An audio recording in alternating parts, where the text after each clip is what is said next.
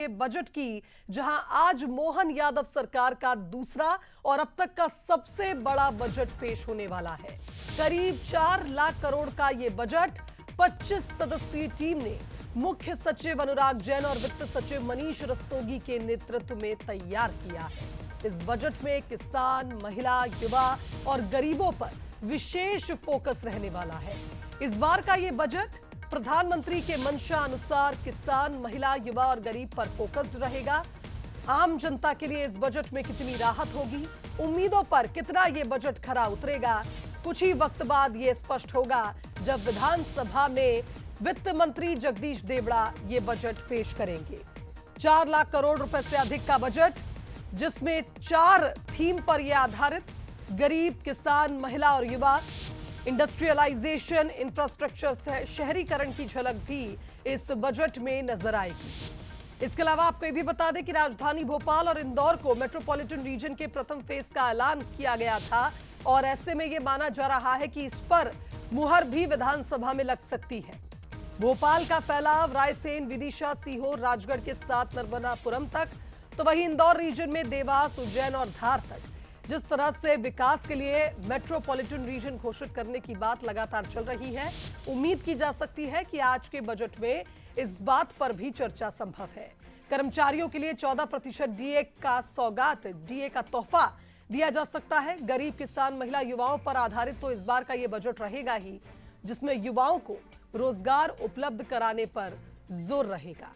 इसके अलावा आपको यह भी बता दें कि 80,000 से अधिक नौकरियों का वादा भी संभव है। महंगाई को कम करने के लिए सरकार बड़ी घोषणा कर सकती है, तो वहीं किसानों के लिए नई योजना का ऐलान हो सकता है। सिंचाई क्षमता का विस्तार सरकार की प्राथमिकता है और ऐसे में इसका लाभ किसानों को मिलेगा। इसके अलावा आप देखिए, स्कूल और कॉलेजों का बजट भी बढ़ाया जा सकता है। मेडिकल कॉलेजेस और विशेष कॉलेजेस में सीट बढ़ाई जा सकती है। आवास निर्माण के लिए राशि बढ़ाई जा सकती है, तो वहीं सड़क, पानी और बिजली के लिए भी बजट बढ़ सकता है। तो गरीबों को महंगाई से राहत मिलेगी या नहीं मिलेगी, युवाओं को रोजगार मिलेगा या नहीं मिलेगा, कुछ खास बातें भी आपको इस बजट से जुड़ी बता देते हैं। लगभग 4.25 लाख करोड़ रुपए का यह बजट संभव है। अब तक का सबसे बड़ा बजट यह माना जा रहा है, क्योंकि बजट में विस्तार हुआ है। बजट को 25 लोगों की टीम ने तैयार किया है और करीब 3 महीने तक इस बजट पर मंथन हुआ और काफी मंथन चिंतन के बाद इसे रूप दिया गया है। वित्त मंत्री जगदीश देवड़ा अपना 7वां बजट पेश करने वाले हैं वित्त मंत्री के तौर पर, और ऐसे में इस बजट से लोगों को काफी ज्यादा उम्मीदें इसलिए भी है क्योंकि ये विजन का बजट है।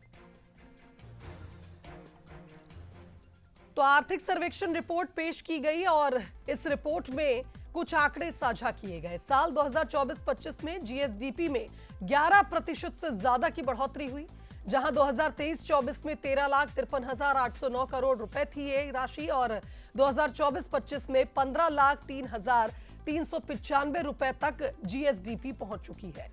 राज्य सकल घरेलू उत्पाद पर नजर डालें, 4.11% रहने का यह अनुमान। प्रति व्यक्ति आय अगर देखी जाए तो 1,52,615 रुपए तक बढ़ चुकी है। 2011-12 में 38,497 रुपए प्रति व्यक्ति आय हुआ करती थी और जिस तरह से इसमें बढ़ोतरी हुई है, निश्चित तौर पर प्रदेश के विकास की ओर यह संकेत करती है। दूध के मुकाबले अंडा और मांस का प्रोडक्शन ज्यादा बढ़ा है। बीते वर्ष के मुकाबले दूध उत्पादन में बढ़ोतरी हुई है, अंडा उत्पादन में बढ़ोतरी हुई है और जिस तरह से आप देखिए, लगातार मुख्यमंत्री डॉक्टर मोहन यादव इस क्षेत्र में एक नई योजना लाने की भी बात कर रहे थे। यह भी माना जा रहा है कि दूध उत्पादन से जुड़ी एक विस्तृत योजना का ऐलान भी आज के बजट में संभव है। सरकार में गैर अनुभवी लोगों को सर्वोच्च पद पर बैठा के रखा हुआ है, क्योंकि बजट सत्र जो होता है उसमें प्रावधान पूरे साल के फंड के एलोकेशन का किया जाता है और साल का तो छोड़िए, यहाँ ये दिनों का भी अनुमान नहीं लगा पा रहे, बजट सत्र में ही उधार ले रहे हैं। तो इस सरकार को तो वास्तविकता में फाइनेंशियल इमरजेंसी लगा देनी चाहिए और इस सरकार को बर्खास्त करने की मांग करनी चाहिए कि इनको सिर्फ जनता पर कर्ज लादना है और कोई भी फाइनेंशियल प्लानिंग के बिना ही ये लोग काम करने में मुझे लगता है विश्वास रखते हैं। पूरा मध्य प्रदेश जानता है ये भारतीय जनता पार्टी की सरकार है, ये डबल इंजन की सरकार है। एक का नेतृत्व देश के प्रधानमंत्री परम सम्मानी मोदी जी करते हैं और मध्य प्रदेश का नेतृत्व डॉक्टर मोहन यादव जी करते हैं। ये मध्य प्रदेश के विकास और प्रगति का संकल्प है भारतीय जनता पार्टी की सरकार, और ये आपको बजट में देखने को मिलेगा। किसानों को इस सरकार में भारतीय जनता पार्टी के में मिलता आया है और मिलता रहेगा। ये किसान हितैषी सरकार है। हमारे देश के यशस्वी प्रधानमंत्री श्रीमान नरेंद्र मोदी जी और हमारे प्रदेश के यशस्वी मुख्यमंत्री श्रीमान डॉक्टर मोहन यादव जी के नेतृत्व में जो किसानों के हित में अच्छे से अच्छा हो सकता है वो हम करने जा रहे हैं। नया बजट विकास के लिए होगा और मेरे पास जो दायित्व है एमएसएमई विभाग का, इस पूरे क्षेत्र के लिए जीआईएस के माध्यम से जो हमें प्रस्ताव मिले हैं, और मुझे पूरी उम्मीद है इस बजट के अंदर एक संतुलित विकास मध्य प्रदेश का हो, उद्योगों का भी हो, कृषि का भी हो, हमारे युवाओं को अवसर बढ़े, वह हमारे गरीबी की जो हमारी धारणा गरीब कल्याण के योजनाओं को हम आगे बढ़ाएं, तो उन संपूर्ण विषयों को समावेश करते हुए जो प्रधानमंत्री जी ने ज्ञान का मंत्र दिया है उसको समावेश करते हुए एक विकास की ओर जाने वाला बजट ही होगा। गरीबों के लिए, युवाओं के लिए, मातृशक्तियों के लिए, अन्नदाताओं के लिए बजट होगा जनहितैषी, जन कल्याणकारी और सर्वहितैषी ये बजट होगा।